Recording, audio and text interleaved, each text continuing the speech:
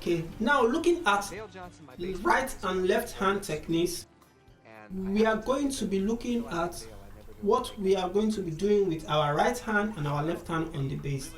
Now these are my hands, and then I have my fingers, and then the thumb, the index, the middle finger, the ring finger, and the pinky. Likewise, this one, the left, the right, the same. So this is my right hand, this is my left hand.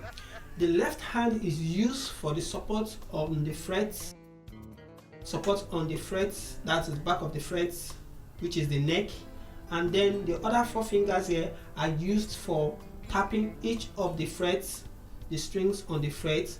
So you could play simultaneously with your right fingers to get a tone. How do I mean? You have this thumb to support you for the grip here.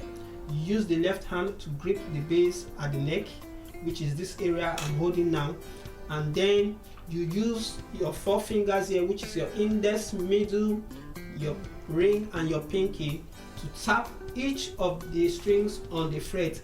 And then for the right fingers, the techniques there is to pick thumb or pick any of the strings you're playing on.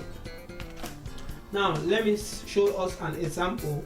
When I tap on this fret on the strings there, I pick with this finger, that's my right hand. I tap this, I pick, I tap this, I pick, I tap this, I pick simultaneously. But for you as a beginner, you don't need to rush.